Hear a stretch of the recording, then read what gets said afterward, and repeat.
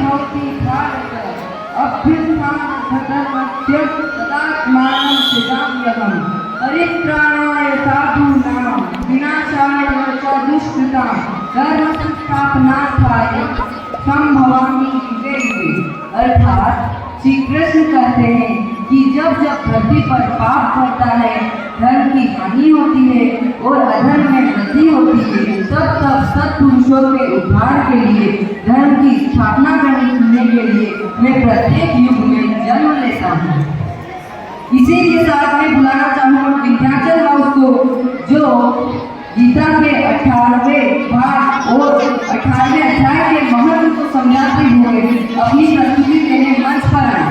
एक बार जोरदार तालियां। All dear teachers and my dear friends, we are your hosts from Vindhyachal House. I am Amolika Bhatia and I am Sudhati. As you all know, we all have gathered here on the occasion of Janmashtami. Today, on this occasion, we all gaining knowledge of various articles and shlokas of Srimad Bhagavad Gita. In this episode, we will get the knowledge of Moksha Sannyas Yoga. Shrimad Bhagavad Gita Mahabharat के विश्व पर्व का हिस्सा है। यह कुरुक्षेत्र की युद्ध भूमि में श्री कृष्ण ने अर्जुन को उपदेश दिया है। गीता में 18 अध्याय और 700 श्लोक हैं। गीता के अध्याय 18 में मोक्ष संन्यास योग का वर्णन किया है। अर्जुन श्री कृष्ण से अनुरोध करते हैं कि वे संन्यास और त्याग के बीच में अंतर को समझाने की कृपा करें। तब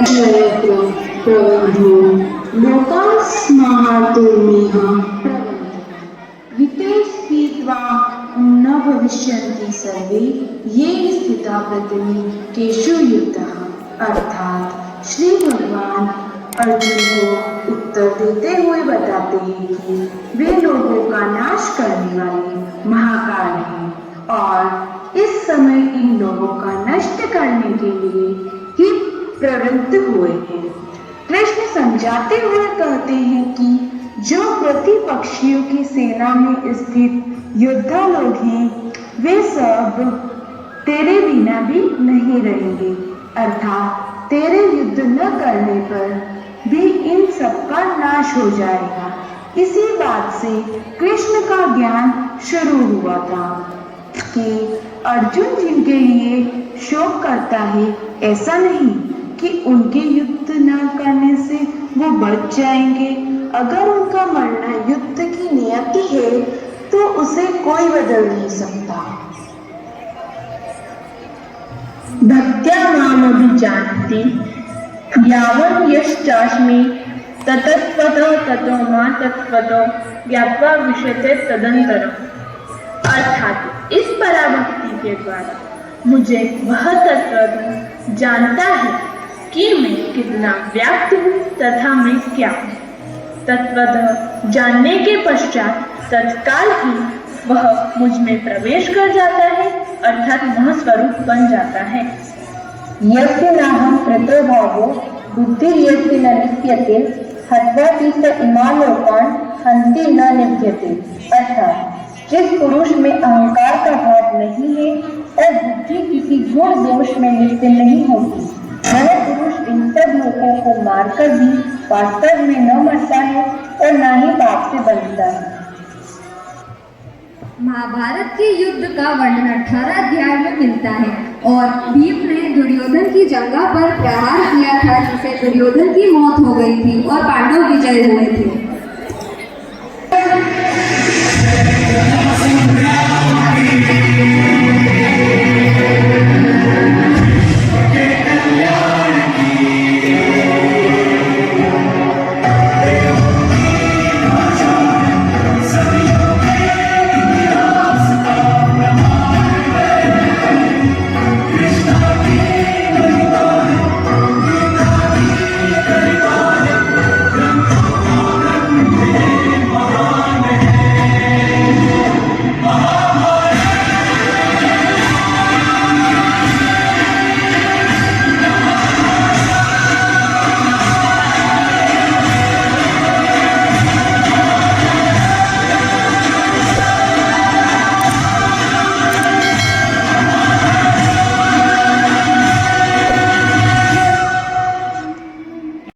पार्थो धनुरः धरः तत्र श्रीरः विलायः बुद्धिरः देवानितिर्मतिरः मम।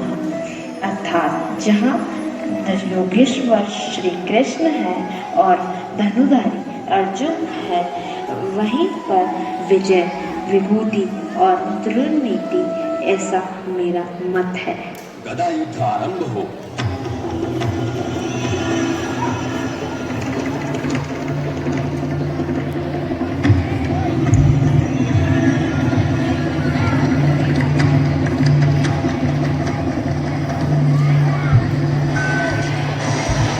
अर्जुन, मंझले भैया को उनकी प्रतिज्ञा याद दिलाओ। कौन सी प्रतिज्ञा? क्या तुम भूल गए हस्तिनापुर में द्रौपदी के अपमान के बाद दुर्योधन के विषय में क्या प्रतिज्ञा ली थी? उन्होंने दुर्योधन की जंगा तोड़ने की प्रतिज्ञा ली थी, लेकिन ये गदा युद्ध है केशव, और गदा युद्ध में जंगा पर पड़ नहीं सकती। तुम उनको उनकी प्रतिज्ञा याद दिलाओ। ऐसा नहीं कर सकता केशव। ठीक है, तुम युद्ध देखो। अहो मंझले भैया अहो, अहो मंझले भैया अहो, ये क्या कर रहे हो माधव? अहो मंझले भैया अहो, अहो मंझले भैया अहो। ब्रह्मभूत प्रसन्ना न सोचती न काष्ठस्थि सदा सर्वेषु भूतेषु मद्भक्ति लब्धे। अब ये किसी भी स्त्री के अपमान करने के लायक नहीं रहा। प्रसन्न मन वाला पुरुष कभी इच्छा करता है और न शोभे। समस्त भक्ति सब भक्ति भी प्राप्त करता है।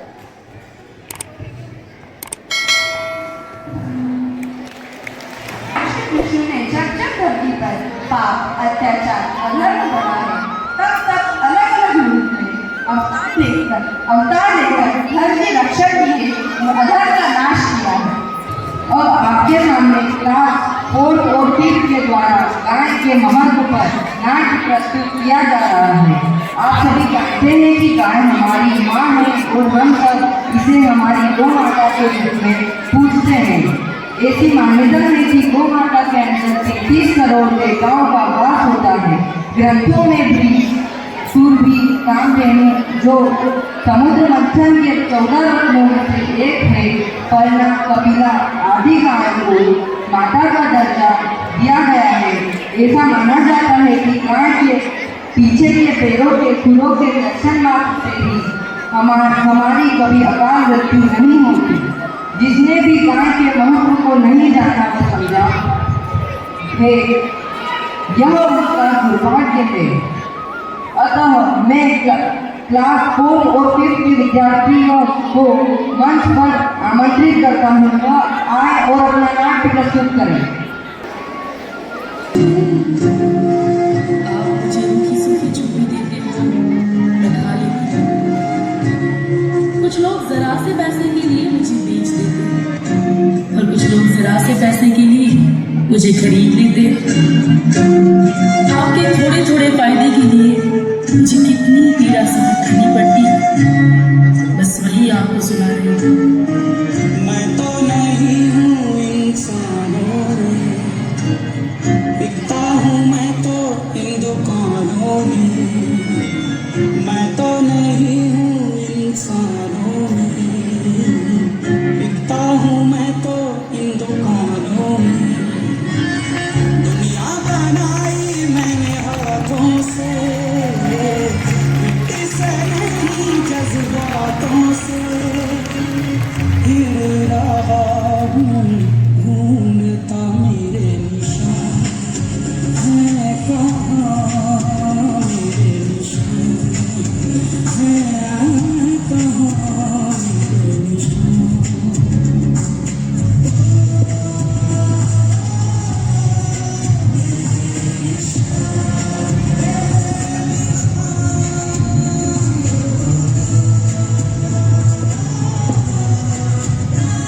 मेरा दूध, मेरा मूत्र, मेरा गोबर सभी आपके फायदे के लिए।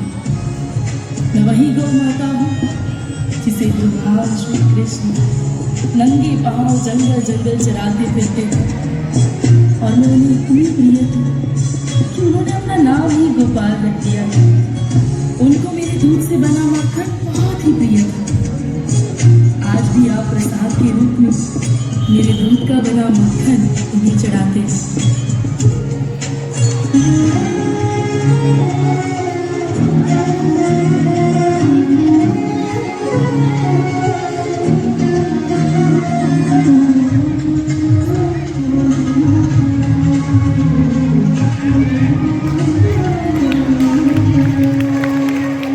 सुनो सुनो जीवधारियों, अभी भी मैंने प्राण नहीं त्यागे हैं। मेरे चमड़े की चाहत रखने वाले दुष्ट लोगों मेरी जीवित अवस्था में ही मेरा चमड़ा उतार लेते हैं और तड़प तड़प कर मैं प्राण त्याग देती हूँ। इस पावन और पवित्र भारत भूमि पर क्या कोई ऐसा नहीं है जो धर्म और कानून का पालन करके मेरे प्राण बचाए? तुम्हारे द्वारा किए गए क्रूर अत्याचारों को सहकर भी मैं श्राप नहीं दे सकती। पता है क्यों? क्योंकि मैं एक माँ हूँ।